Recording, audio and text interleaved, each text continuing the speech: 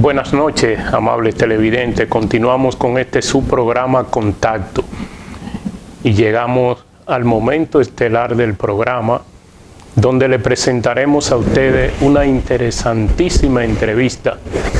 Hoy nos ha abierto la puerta de su despacho un extranjero aplatanado, podremos decir. Nos ha abierto la puerta de su despacho el director ejecutivo de Educa, Acción Empresarial para la Educación, Daurin Caraballo. Buenas noches, Daurin. ¿Qué tal? Saludos para usted, para toda la teleaudiencia. Daurin tiene mucho tiempo en República Dominicana. ¿Quién es Daurin Caraballo? Bueno, efectivamente, parece mentira, pero ya son 17 años en el país, trabajando desde 2008 en el sector educación. Llegué aquí con un programa de la Unión Europea de apoyo presupuestario al Estado dominicano. A partir de allí me vinculé con el Ministerio de Educación, con el sector privado, y Dios quiso que hasta ahora estuviese aquí prestando servicios, sirviendo a un país que me ha abierto las puertas de la mejor manera, que me ha abrazado, a quien yo también le he entregado tal vez los mejores años de mi carrera profesional. Así que hoy ya tenemos una relación prácticamente permanente con el país, más allá de Educa incluso, con afectos, con amigos, con los colores, los sabores que la República Dominicana me ha regalado y que ha internado en mí ya, y también en parte de mi familia. Mis hijos han pasado por aquí por la escuela, ahora están en la universidad en el exterior, pero claramente ha habido un vínculo permanente con el país. Yo me defino siempre como un latinoamericano. Yo nací en Uruguay, pero por distintas razones luego tuve que emigrar, trabajar por distintos países de la región. Estuve en Argentina, en Paraguay, en Venezuela, donde nació incluso uno de mis hijos. De manera que siento a toda la región como una patria grande, que no siempre estamos todo lo cercano que deberíamos, tenemos los mismos problemas, adolecemos las mismas dificultades, y somos una gran región con más de 600 millones de habitantes, con un enorme potencial económico que desgraciadamente no ha sabido trabajar de manera en conjunta. Afortunadamente la República Dominicana hoy está mucho más integrada a ese continente. Antes, tal vez por su condición insular, era más distante de todo lo que pasaba en la región, pero hoy vemos una República Dominicana pujante, activa, conocedora de las realidades de la región. Probablemente desde el presidente Fernández, que tuvo esa proyección de prolongar a la República Dominicana en ese concierto de la región, y todos sus sucesores, ¿no? Desde el licenciado Danilo Medina y por supuesto el actual presidente Luis Abinader, que ha posicionado y puesto muy en alto el nombre de la República Dominicana a nivel internacional, sobre todo con la lección que el país le dio al mundo durante la pandemia. Yo creo que allí la República Dominicana dio un salto de presencia en nuestra región y en el mundo. Nadie esperaba lo que el país pudo hacer. Vacunar primero a sus bomberos, policías y maestros antes que Canadá, Estados Unidos, lograr la vacunación en 100% de la población mucho antes que potencias a nivel global, controlar los contagios, rápidamente abrir el turismo, que era una de las es uno de los motores del país, y allí marcó tendencia, y la verdad que el país deslumbró al mundo y hoy se ve como una joya de la región, con un crecimiento pujante, atrayendo inversiones, y la verdad que hoy el mundo mira a la República Dominicana y apuesta a la República Dominicana como un lugar de futuro. Así es.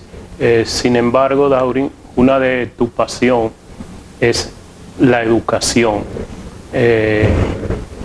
Estamos un poco rezagados en la educación. ¿Cuál es la expectativa, digamos que a mediano plazo, tiene la República Dominicana de posicionarse ya en posiciones, lugares más superiores en la formación, en la educación? Mira, la República Dominicana tiene una condición muy singular. Ha hecho un esfuerzo muy importante en los últimos 12 años ya de asignar el presupuesto más importante del Estado al sector educativo. Usted sabe que ese 4% del Producto Interno Bruto no es llamativo a nivel internacional, pero cuando uno mira lo que representa en función del presupuesto público, sí se posiciona en la cúspide a nivel global, porque ningún otro país le destina casi la cuarta parte, entre la quinta y la cuarta parte de sus presupuestos al sector educativo. Eso le da claramente una identidad de privilegio como política pública a la educación. Sin embargo, esa acumulación de inversión y de recursos no se traduce todavía en el nivel de logro que se pretende. Si los estudiantes siguen aprendiendo más o menos lo mismo que hace 12 años atrás, cuando se destinaba menos del 2% del Producto Interno Bruto. Con lo cual, eso de alguna manera nos está diciendo que el costo del resultado se ha duplicado, es decir, aumentamos el doble presupuesto y los resultados siguen siendo los mismos, en realidad ahí hay una ineficiencia.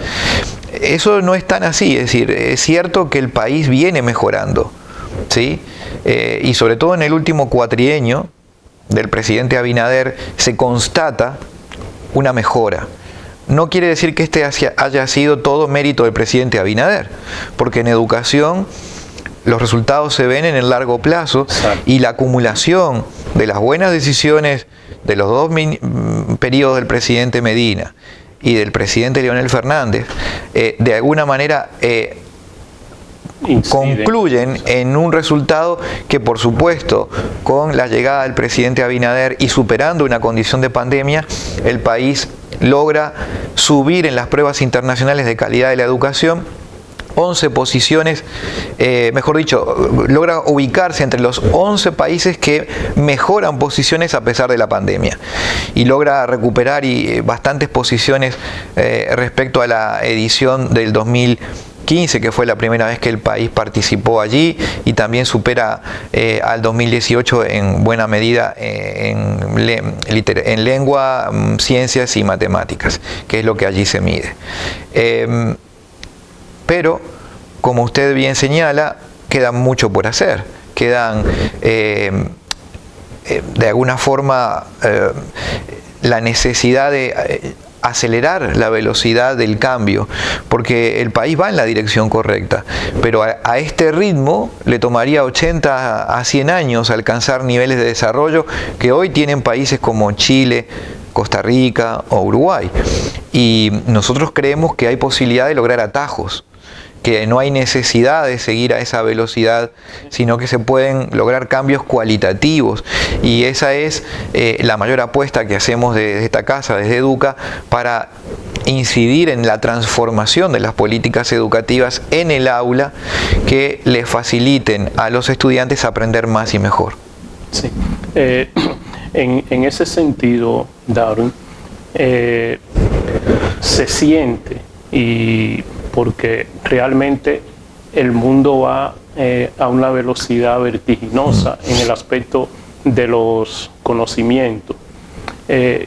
¿Cuáles medidas así piensa que son urgentes y deben tomarse ya para que la República Dominicana comience a la velocidad en que va el conocimiento global? El conocimiento global y la tecnología que nos abruma, que nos muestra cómo la inteligencia artificial hoy está presente en nuestras vidas, que responde por nosotros, que hace trabajo por nosotros. Hoy justamente estaba viendo un documento que me llegó sobre robots y robots humanoides que ya empiezan a estar presentes. Se estima que en menos de 5 años van a estar como hoy los celulares, porque van a ser bastante accesibles. Entonces, la escuela necesita preparar a nuestros estudiantes para ese mundo. La escuela tenía una razón de ser en el pasado que respondía a un modelo industrial, y básicamente la escuela tenía dos objetivos cuando se pensó como universalización del saber. No, a veces los televidentes podrán pensar que la educación es algo de toda la vida. Eso no es así. La educación durante gran parte de la historia de la humanidad estuvo reservada a los sectores privilegiados de la sociedad, y los sectores menos pudientes estaban relegados. El analfabetismo, pensar en 100 años atrás, en Europa, por ejemplo, en la España de la guerra civil, estamos hablando de la década del 30, más del 60% de la gente era analfabeta. Así que esto es algo reciente. La universalización de la educación responde a la consolidación del modelo industrial, en el que se necesitaban básicamente dos competencias en los ciudadanos. Primero, el respeto a la ley y a integrar una ciudadanía en el marco de un Estado de Derecho, porque el derecho se consolidó como la herramienta por esencia de acuerdo social, de contrato social entre las personas. Entonces había que conocer la ley, había que conocer las consecuencias de incumplir la ley. En aquellos países de fe católica la religión tuvo un componente esencial también, y aquí no debo dejar de decir también las corrientes protestantes, donde leer la Biblia pasaba a ser una necesidad para poder comprender la palabra de Dios directamente. Así que allí teníamos la necesidad de leer, de aprender a hacer cálculos elementales para manejarse en el mercado con el dinero y para poder responder a las necesidades de un imperio de la ley que se estaba instalado. Y básicamente se necesitaba, y la carrera estudiantil delegaba en dos perfiles: personas que ocupaban la industria, ¿verdad?, en diferentes posiciones, los trabajadores, y personas que ocupaban la burocracia estatal. Esa era básicamente la función del sistema educativo a nivel del sector público: tributar a una burocracia cada vez mejor formada, tributar a una empresa que demandaba saberes previsibles, y al mismo tiempo un conjunto de competencias blandas que permitía a las personas convivir en sociedad en un esquema de paz donde el imperio de la ley era la característica fundamental. La educación es un proceso lento, y por lo tanto en un mundo previsible funcionaba bien. Hoy, con las tecnologías cambiando al ritmo que cambian y con el conocimiento duplicándose cada pocos meses ya, ese proceso lento queda desactualizado, queda obsoleto, no responde a las necesidades de las empresas, no responde a las necesidades de las personas. Las familias a veces sienten que hacen un esfuerzo muy grande por financiar la educación cuando es privada, incluso cuando es pública, porque tienen que hacer esfuerzos también, y no logran ver el retorno en el mediano plazo, y eso los desespera y desencanta a los sectores más populares, que se terminan yendo de manera prematura del sistema educativo. Y esa es la crisis del sistema educativo a nivel global, no solamente para la República Dominicana. Si a todo eso se le agrega que hoy en la escuela dominicana los estudiantes, a pesar de asistir 1080 días a la educación pública o privada, menos del 1% logra resolver las 4 operaciones aritméticas elementales, reconocer las figuras geométricas, operar en áreas, perímetros y resolver una regla de 3, nos está hablando de que todo ese sistema está consumiendo una enorme cantidad de recursos de la sociedad dominicana, expresada a través de los impuestos, y sin embargo no está dando los rendimientos. Entonces ahí está el problema. La resolución de esta situación pasa por atreverse a innovar, por atreverse a generar alternativas y cambios, porque no hay soluciones mágicas, no hay una bala de plata en este proyecto. Hay un gran descreimiento de los expertos. Los expertos también han caído en la obsolescencia. Sí. ¿Por qué? Porque antes el experto guardaba su conocimiento en su experiencia y sabiduría, porque accedía a conocimiento que no estaba disponible en las personas. Hoy los expertos están en tela de juicio. Hay que dudar mucho de los expertos que se sientan frente a alguien, a una autoridad, a una comunidad, y cuentan su verdad revelada. esa expertise hoy ya es obsoleta, eso no funciona en el mundo actual. El mundo actual necesita de ciertos marcos metodológicos y de un método como tal para poder experimentar soluciones que debe la República Dominicana encontrar, porque no hay dos países iguales, no hay dos realidades idénticas, no hay dos estudiantes iguales en el contexto internacional. Y esto implica que aprendamos desde aquí a que se pueden crear las capacidades en los profesionales, en los maestros, para innovar con un objetivo, que es que el estudiante aprenda. Eso debe ser rígido, todo lo demás tiene que ser variable. El objetivo es que el estudiante sea capaz de salir de la escuela leyendo con fluidez y comprendiendo lo que lee, operando las herramientas elementales de la matemática que le permiten pensar el mundo y plantear problemas y resolver situaciones de la vida, que adquiere los valores que hacen a la identidad dominicana, que le permiten reconocerse como miembro de esta sociedad, desde la cultura, la gastronomía, el teatro, la literatura, su música, pero también los valores cristianos, occidentales, el respeto a la familia, el respeto a los símbolos patrios, esos elementos que solo se pueden cultivar en un grupo donde está de alguna manera dirigido por adultos que lo conducen de manera referente. Por eso cuando algunos colegas de ustedes hace algunos días nos preguntaban sobre la formación moral y cívica, si tenía que haber una materia o no. No es que nos opongamos a que haya una materia, pero la moral y la cívica no se aprende a través de una materia, se aprende a través del ejemplo y del ejercicio. O sea, cuando el docente, cuando el director se convierte en un referente de la comunidad, de esa familia que no siempre tiene las estructuras y los elementos para poder discernir lo bueno y lo malo, necesitan un referente. Y ese referente suele ser en las comunidades el párroco y en las comunidades más agnósticas o seculares el maestro.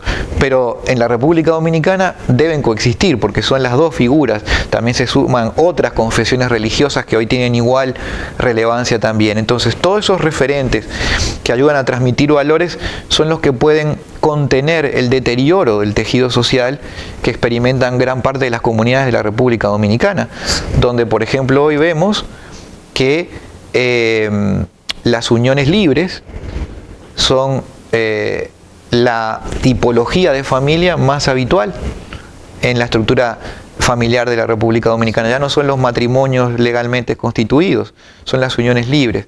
Y eso le da fragilidad a la célula en esencia que conforma nuestra sociedad, que es la familia. La familia, exacto. Sí, y a propósito, Darwin, en el aspecto legislativo, yo pienso tenemos un código del menor. El maestro también era un referente de autoridad. Sin embargo, en los últimos años eso se ha ido perdiendo. Y yo diría que sustentado en la ley, porque un código del menor donde pone el docente en situaciones difíciles para corregir al estudiante y para orientarlo adecuadamente. ¿Qué piensa Darwin sobre ello?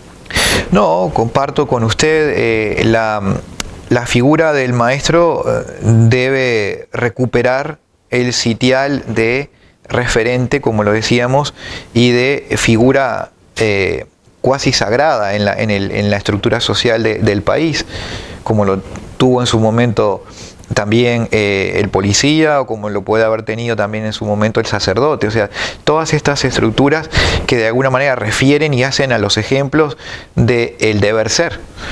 Porque de lo contrario, si estas figuras icónicas de la construcción social pierden ese carácter de referencia, la ocupan otros modelos. Y allí aparecen, nosotros hicimos hace un tiempo atrás una investigación sobre los jóvenes dominicanos que le pusimos jóvenes dominicanos, esos desconocidos, porque efectivamente se habla mucho de los jóvenes, pero se sabe poco de ellos, se le pregunta poco a ellos, y allí aparecen datos bastante preocupantes, ¿verdad?, sobre los modelos que ellos siguen. Sí. El modelo de traficante de estupefacientes de la comunidad, sí, que lo convierten en un modelo porque, como dice, y cito en la investigación, ese moreno maneja un bolo de cuartos y yo quiero ser como él. O plantean las muchachas, por ejemplo, modelos que tienen que ver con la explotación de su condición de feminidad y su cuerpo como una mercancía que puede intercambiar en un mercado. Situaciones preocupantes que hoy eso se evalúan y se ven como tal, quitada de toda condición moral o de toda, incluso si uno no quiere cargarle la cuota moral, de toda precaución para el manejo de una vida saludable y mentalmente sana. Nadie que esté en esa situación puede sentirse, digamos, satisfecho, me imagino, ¿verdad? Ni consumiendo estupefacientes o mercadeando con su cuerpo. Entonces, esas situaciones generan un deterioro de la estructura social y le plantean un gran desafío a las autoridades. Por eso, reivindicar la figura de los referentes sociales es una tarea pendiente. Mencionamos a varios, como el sacerdote, el policía, en algún momento y en algún lugar el representante de ciertos organismos o incluso el comerciante de la zona, pero en este caso que nos ocupa es el maestro como ícono de construcción de ciudadanía, como aquel que trabaja con los más pequeños, que construye esa identidad hacia futuro. En unos niños que hoy están bombardeados de información multipresencial. Ya no es la televisión como fue en un momento y era preocupación ya de las autoridades. Hoy es el internet, es las redes sociales, es el acceso a cualquier tipo de material sin restricción, que no se trata tampoco de prohibir, porque además es muy difícil la prohibición de todos estos canales porque siempre se encuentran los atajos y las huellas para acceder, así que cuando uno lo que hace es prohibirlo, lo que va a generar es un mecanismo a través del cual alguien se beneficie de la prohibición. Lo que hay que es educar para que el estudiante no consuma ese tipo de contenidos. Sí, tenemos en el aspecto docente, diría yo, una cantidad enorme de maestros que posiblemente el sistema no lo vaya a demandar en los próximos años. Sin embargo, las universidades siguen promoviendo, siguen formando maestros. Ese desequilibrio en un momento no crearía algún tipo de dificultad para el propio ministerio seguir dirigiendo su política. Sí, la verdad, el ministerio tiene hoy 135.000 maestros contratados, a los cuales se le suman ya prácticamente 115.000 funcionarios administrativos, maneja un volumen de 250.000 personas. Es decir, es la institución del Estado más numerosa. Si uno quisiera reunirlos a todos, si el ministro de Educación quisiera tener una reunión con todos sus empleados, necesita convocar 4.5 veces Yankee Stadium repletos porque no alcanza con uno. Necesita llenarlos 4 veces y medio. Si los ponemos a todos en una línea recta, poniendo al primer funcionario en Punta Cana, el último ya pasa a Jimaní, ya cruza la frontera. Sí. Es decir, que el volumen de personal docente y administrativo que maneja el ministerio es muy relevante. Las universidades siguen formando docentes, eso no es una mala cosa, porque lo importante es que el Ministerio de Educación pueda promover el talento en aquellos que aspiran a educarse como futuros docentes. Y lo que sí debe asegurarse el Ministerio de Educación es de hacer cada vez más rigurosos los concursos, elevando esa vara para que pasen los mejores. Los que no tienen la vocación o no logran adquirir las competencias, pueden ver esa formación como maestro desde otra perspectiva, y siempre hoy en una lógica de educación para toda la vida, esas personas que optan por la formación docente pueden tener una vía distinta a la docencia en su futuro. No necesariamente hay que pensar, y ahí sí tienen un desafío las universidades, en que la consecuencia de formarse como docente es ir a un aula a dar clase. Esa es una posibilidad y es la natural, pero el estudiante que está cursando esa carrera debe saber que solo si él es de los mejores va a tener esa posibilidad. Si no, tendrá que continuar su profesión en otra vía, continuar hacia el periodismo, continuar hacia las redes sociales, continuar hacia la ingeniería, hacia los cursos técnicos, donde tantas ofertas se están generando hoy en el mercado de trabajo dominicano, y curiosamente no hay oportunidades por parte de los estudiantes. Es decir, hay una alta demanda por los saberes de técnicos y hay una escasa oferta, ahora sí, de mano de obra calificada en esas áreas. O sea que en la vida actual hay que estar preparado mientras uno está en el rango de edad de actividad, de todo el tiempo reconvertirse, ¿sí? De adquirir herramientas que hoy el mundo reclama. Y ahí es a donde tiene que estar dirigida la educación. ¿Qué reclama hoy un ciudadano del siglo XXI? Saber leer y comprender lo que lee. No solamente en su lengua materna, porque hoy también usted tiene que necesariamente vincularse con la lengua extranjera, que para la República Dominicana es el inglés por excelencia. Sí. Un país turístico como este necesita de angloparlantes, con call centers, con zonas francas, que demandan ese saber. El tercero tiene que ver con la tecnología. O sea, tiene que saber dialogar con la tecnología, porque hoy no se concibe un profesional, un trabajador, sin que domine mínimamente las nuevas tecnologías de la información y la comunicación. Luego tiene que saber pensar críticamente, y para eso la matemática es la mejor herramienta para aprender a plantear problemas, a resolverlos bajo un método, a utilizar instrumentos de resolución, que hoy es básicamente por lo que pagan las empresas. El tercer elemento, tiene que aprender a trabajar con otros, porque ya nadie trabaja en solitario, y a desarrollar habilidades blandas, de la disciplina de trabajar con otras personas, en otros contextos, apelar al respeto por la diversidad, la flexibilidad, son temas que se tienen que aprender en las escuelas. Esas son las grandes herramientas con las que debemos dotar a los estudiantes en cada uno de nuestros niveles educativos, hasta llegar al más alto, donde el estudiante pueda incluso ofrecer su talento al exterior sin moverse de República Dominicana, como lo hacen hoy tantos jóvenes y tantos profesionales dominicanos que desde su casa, desde su escritorio, están trabajando para el mundo. Tenemos cientos de ejemplos que lo hacen cobrando en moneda dura, en dólares, consumiendo aquí, trabajando en el exterior. Entonces ese mercado le abre una enorme oportunidad a los jóvenes dominicanos si logran incorporar los saberes que el mundo demanda.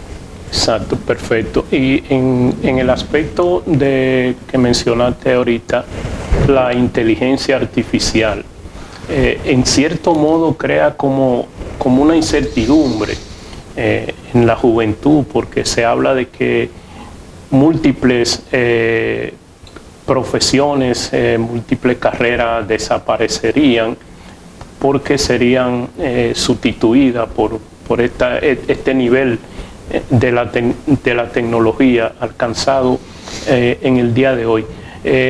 Y entonces eso puede crear una situación de que los jóvenes piensen, pero ¿para qué voy a estudiar? ¿Para qué me voy a esforzar? Un experto como Darwin, ¿cuál es el consejo, la orientación que le diría a los jóvenes dominicanos y del mundo para enfrentar esta situación de avance tecnológico?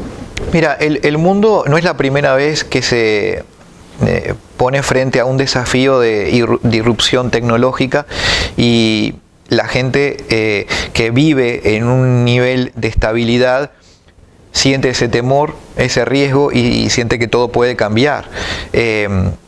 los fabricantes de velas, cuando Thomas Alva Edison descubrió y pudo crear esa primera lamparilla, también se quejaron, y dijeron que el mundo se iba a acabar, y que iban a qué se iban a dedicar, y sin embargo se reconvirtieron.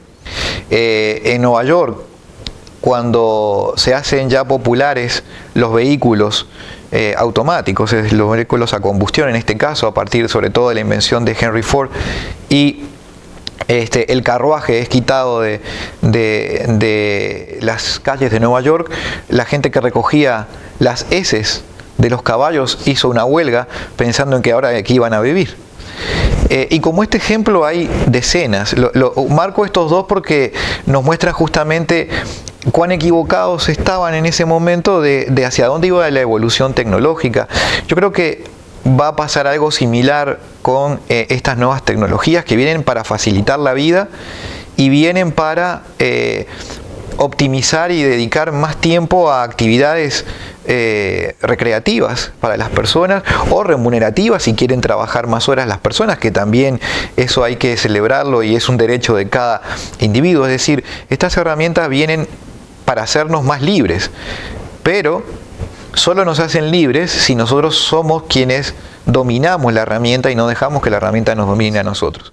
Y eso solo lo podemos hacer desarrollando personas críticas, instruidas, cultas, que sepan discernir de cuando el ChatGPT responde algo correcto y por lo tanto me facilita el trabajo, que cuando diga me parece que eso que está diciendo es un disparate, tengo que verificarlo porque eso no debe estar bien. Esa es la clave. Y la única forma de hacer eso es cultivando los cerebros de las personas, cultivando la lectura, leer tanto como se pueda. A los jóvenes les digo, lean todo lo que puedan, no solo en las redes sociales, lean libros, porque la ventaja que tiene el libro, más allá del cine, es que desarrolla la creatividad y la imaginación. Sí.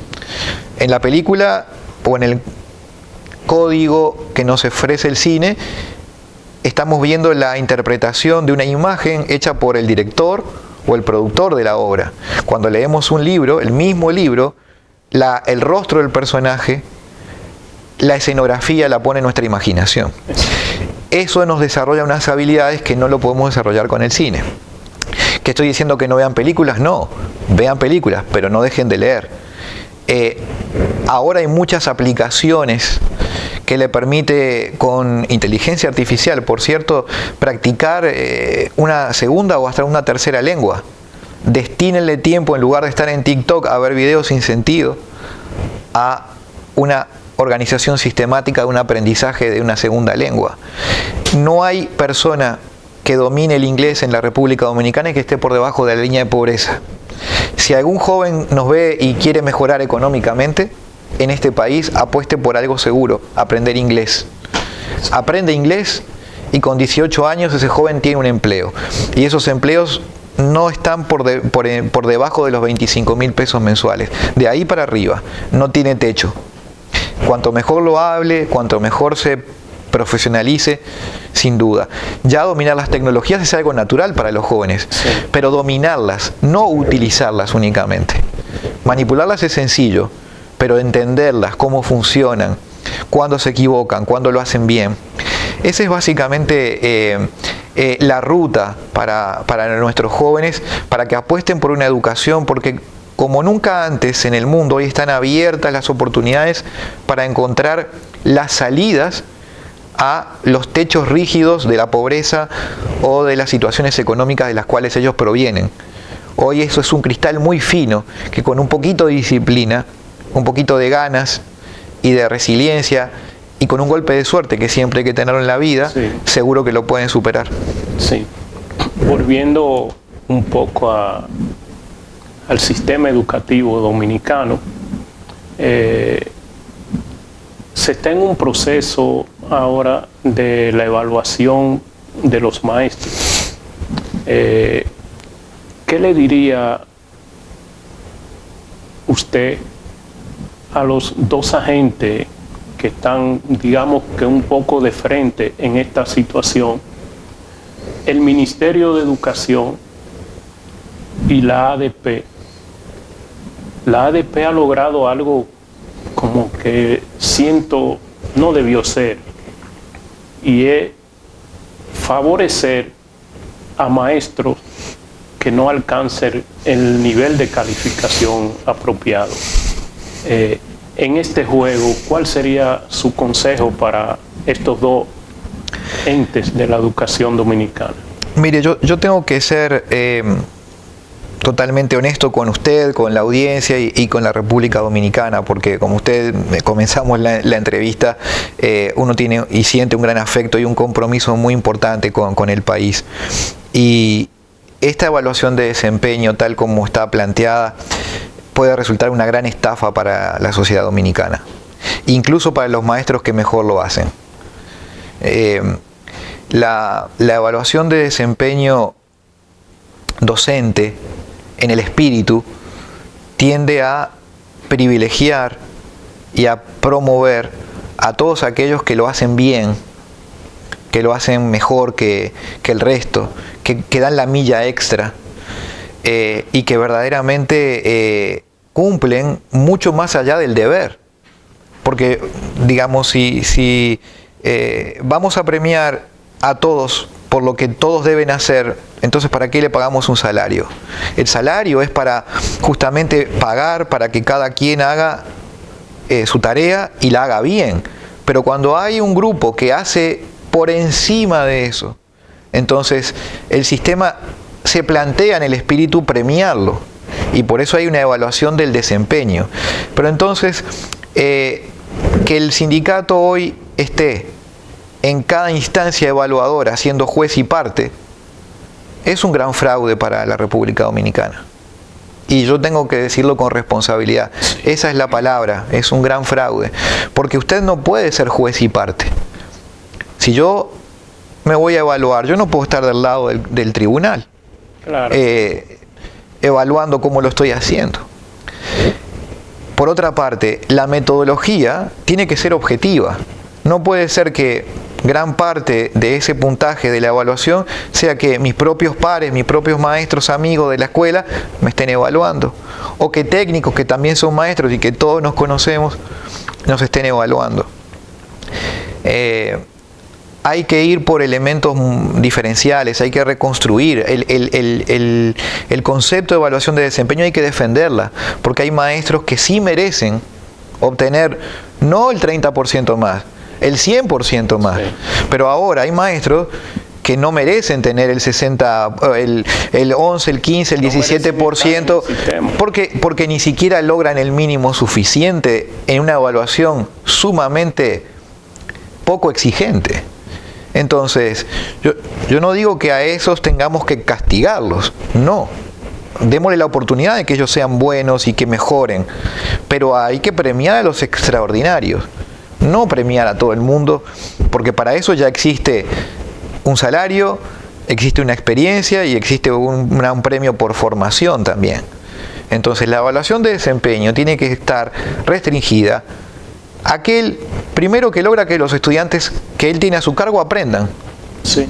Si a mí me dan 30 muchachos y en 180 días no logro que aprendan, yo no puedo pedir que me den un premio por desempeño, porque claramente mi trabajo es hacer que ellos mejoren, y si no logro ni siquiera que pasen el promedio del país, no me deberían premiar. Segundo, me deben premiar si yo todos los días voy a la escuela a dar clases, porque si yo falto de los 180 días, 178 días, pero el día de la evaluación de desempeño estoy firme allí presente, ¿de qué sirve? Entonces la asistencia debe ser una herramienta que esté ahí en la evaluación. Vamos a premiar a aquel que llega todos los días a las 8 de la mañana o antes de las 8 de la mañana, y a aquel que se va cuando la escuela cierra. Porque ahí tenemos que premiar y démosle no el 35 o el 37, démosle el 100% de aumento, porque ese se lo merece, esa profesora se lo merece, y los hay. En el país los hay, yo los veo, los conozco. Sí, hay muchos. Pero ese volumen de docentes, desgraciadamente, siempre está sumergido por las corrientes de la mediocridad. Las corrientes de la mediocridad.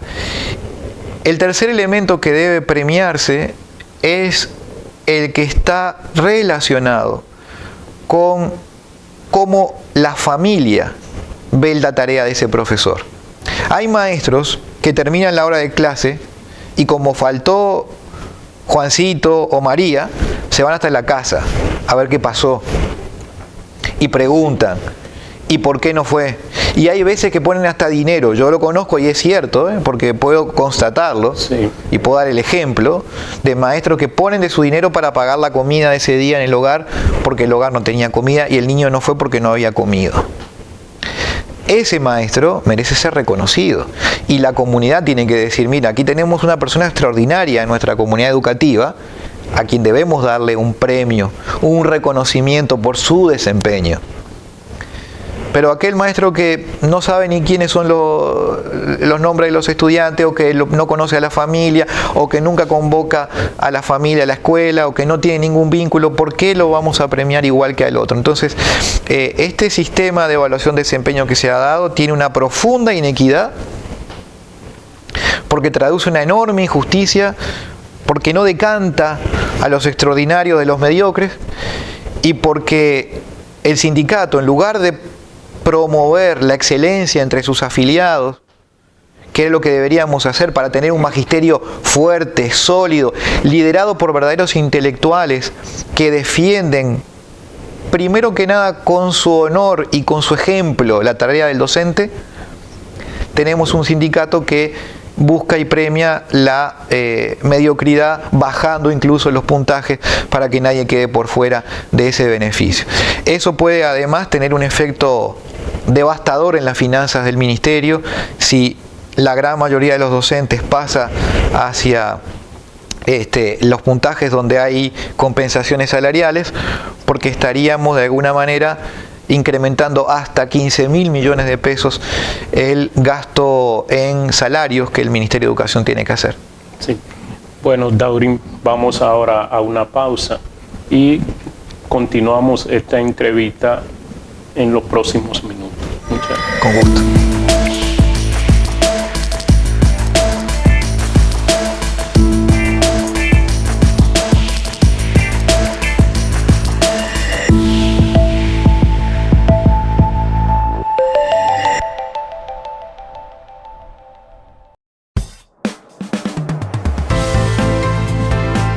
Estás viendo Manaclar Televisión.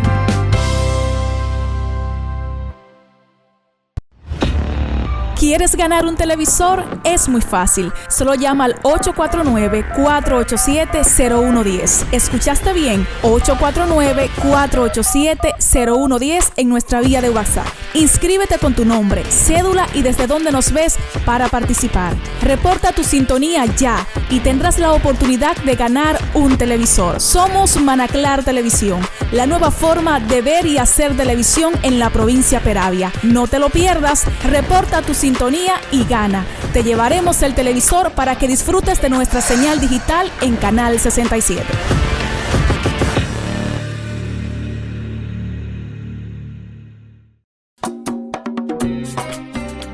Llega al destino donde quieres estar. Ven y vive una experiencia inolvidable en el lugar más emblemático del sur del país, el Parador Cruce de Ocoa. Más de 50 años de tradición entregando a nuestros clientes los mejores precios, el mejor sabor y sobre todo la mejor atención e higiene del lugar. Todo pasa en el Parador. Parador Cruce de Ocoa, donde hay de todo. Somos RMM Consulting Group, la firma de auditores impositivos y consultores empresariales que tú necesitas. Ofrecemos servicios de auditoría contable, consultoría administrativa, contabilidad y negocios, tributación y derecho corporativo. Llámanos al 809-898-6805, escríbenos al correo rmmconsultinggroup@gmail.com o visita nuestra página web www.rmmconsultinggroup. Manaclar Televisión sigue premiando sus televidentes en toda la provincia de Peravia y esta vez nos encontramos en el municipio de Baní, en Nuestra Señora de Regla, en la casa de Yusdani Mosca, que ganó. Ella escribió. ¿Cómo te sientes, Yusdani? Wow, de verdad que muy contenta. La verdad que esto es una realidad. Viendo Manaclar Televisión todos los días, sintonizando cada programa, es un contenido de calidad, en verdad. Manaclar Televisión sigue entregando televisores Smart TV a todos sus televidentes fiel, porque Manaclar Televisión sigue siendo el número 1. Con solo sintonizar la programación de Manaclar Televisión, usted gana. Sigan viendo Manaclar Televisión. Esto es real. Aquí está mi Smart TV. Yo escribí y entregaron. Así que seguimos como número 1 de extremo a extremo. Muy pronto estaremos en tu casa. Yo soy Daisa Lara, desde Baní, provincia de Peravia, y quiero que me acompañes para presentarte el nuevo proyecto de televisión de la provincia de Peravia, Manaclar Televisión, la nueva forma de ver y hacer televisión para ti. Acompáñame.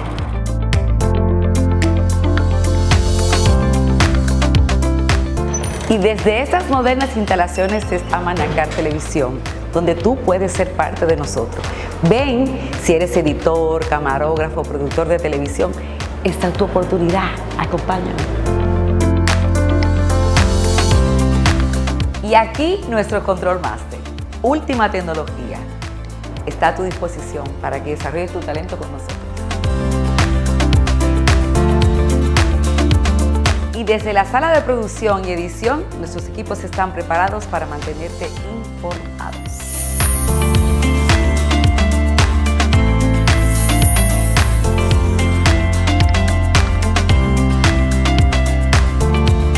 Y desde estos modernos estudios estamos preparados para hacer las grandes producciones de televisión desde la provincia de Peravia.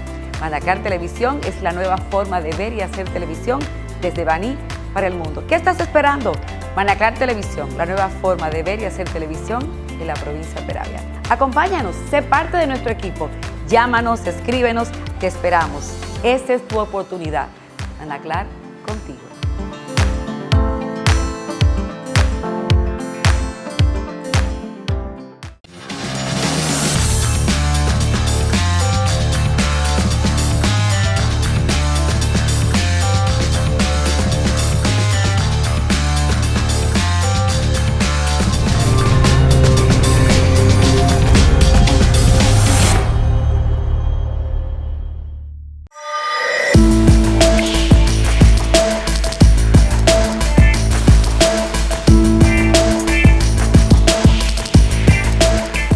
Bueno, estamos de nuevo aquí en este subprograma Contacto, continuando con esta interesante entrevista con el director ejecutivo de Educa, Daurin Caraballo.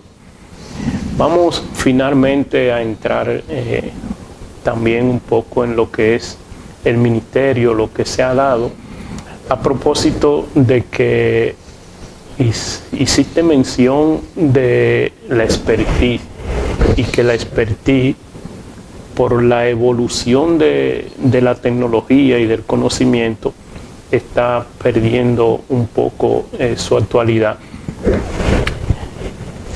El presidente Danilo Medina designó a Andrés Navarro como ministro de Educación. No tenía experiencia en el área.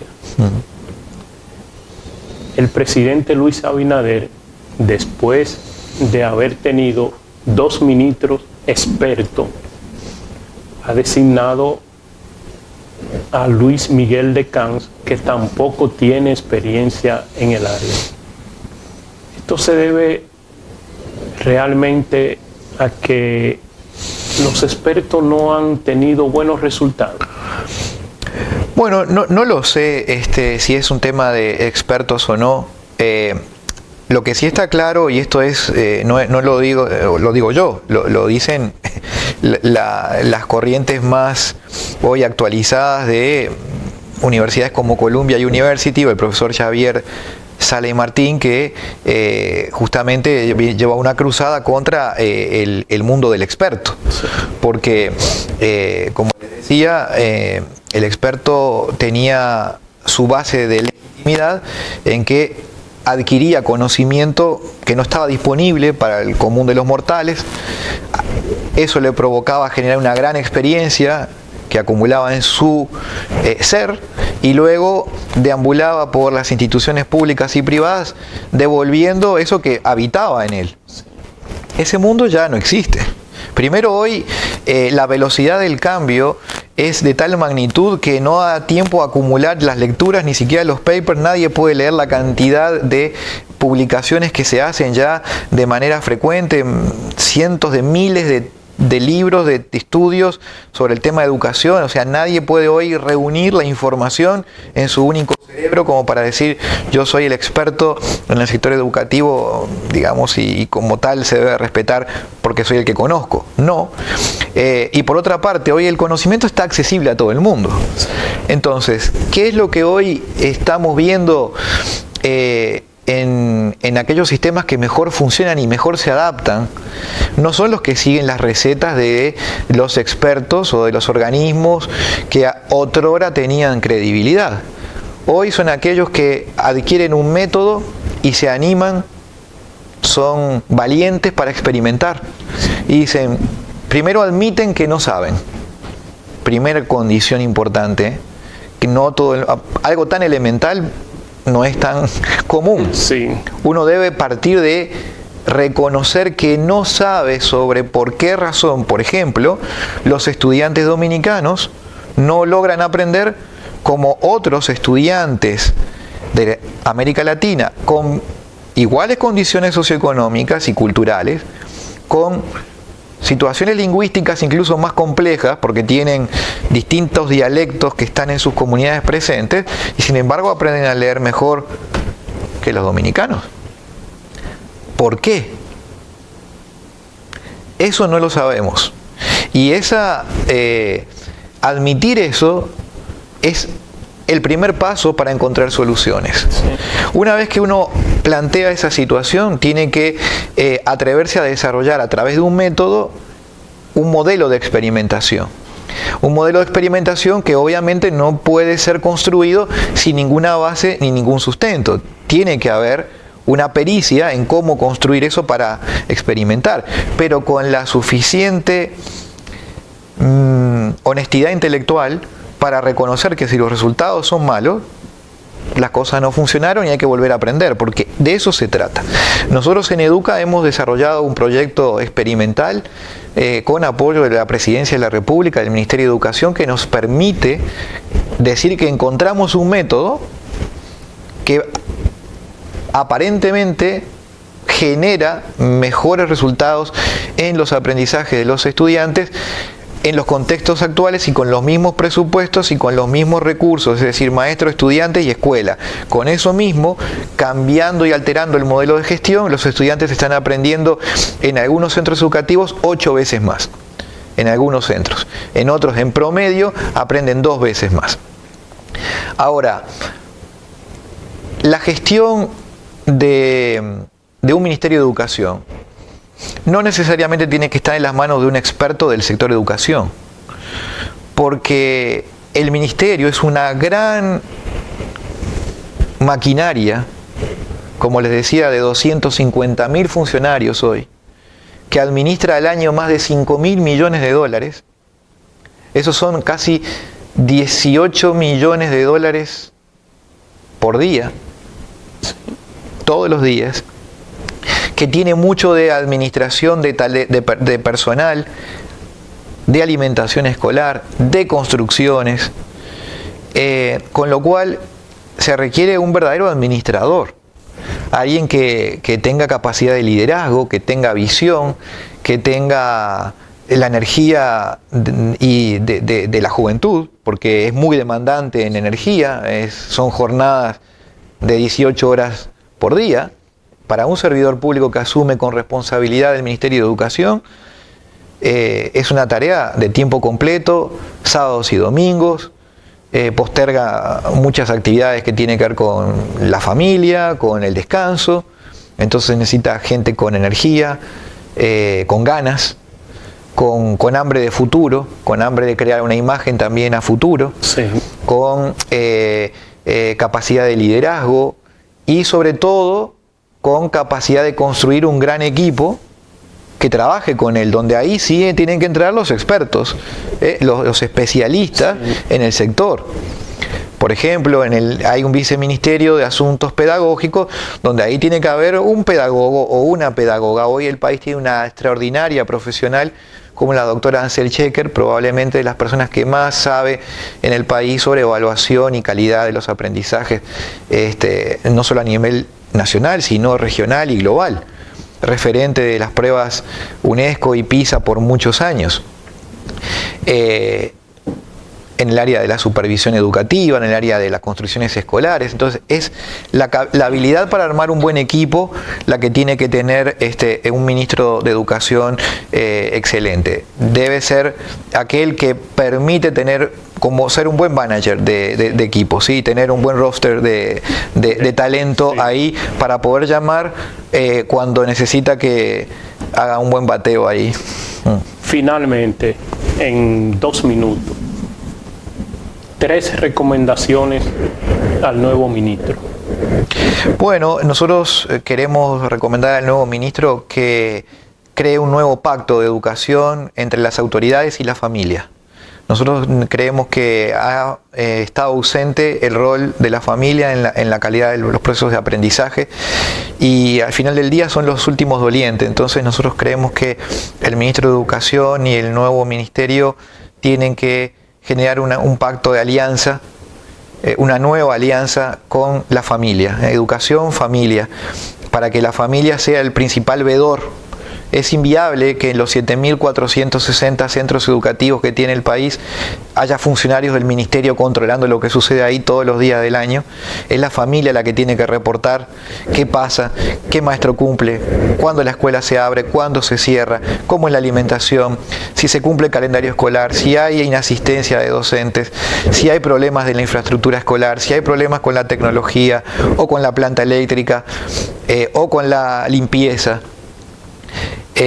La familia tiene que ser el gran socio del Ministerio de Educación, y porque tiene que entender la familia que ahí es donde se juega el futuro de sus hijos. También creemos que es importante que el Ministerio de Educación le dé espacio a esta posibilidad de atreverse a cambiar, a experimentar, a reconocer que no hay realidades o verdades reveladas en educación, y que hay que ensayar múltiples modelos, que no hay que tenerle temor a eso. Y por último, creo que él, y ya lo viene haciendo, que tenga una gran apertura al diálogo. La educación no puede ser un lugar de conflicto. El conflicto tenemos que relegarlo en la sociedad a otras esferas, a la laboral, a la sindical, a los problemas políticos, a los temas partidarios, pero la educación, que es donde se juega el futuro de todos nuestros niños, debiéramos apartarla de todos los conflictos y de todos los intereses políticos partidarios. Por eso el diálogo tiene que ser la base de todo cuanto hagamos y hablemos en educación. Palabras como enemigo o una guerra, como he escuchado por ahí, son muy infelices en el tema educación. La educación tiene que ser un ámbito de paz, de integración, de encuentro entre los dominicanos, y al mismo tiempo de resolución de controversias con el espíritu de nación. El país lo necesita, los jóvenes dominicanos lo están necesitando, y el mundo necesita el talento dominicano. Y desgraciadamente, cuando preguntan por el talento de los jóvenes dominicanos, no siempre tenemos las estadísticas para mostrar que reúnen las competencias que ellos demandan. Hay que apostar por eso. Eso va a traer prosperidad, va a traer una enorme bonanza a la República Dominicana, y para este país lo mejor está por venir. Eso es bueno que lo sepan también todos los televidentes. Mejores tiempos vienen para la República Dominicana. Bueno, con esa reflexión, mejor de ahí no puede terminar este programa. Y queremos comprometerte para que en un futuro, siempre que ustedes lo necesiten, estar otra vez con esta conversación. Amables televidentes, hemos tenido el privilegio de escuchar las reflexiones de un experto práctico en el área de educación, el área más sensible que tiene nuestro país en los actuales momentos. Y como él finalmente dijo, República Dominicana puede apostar al triunfo. Triunfaremos. Muchas gracias.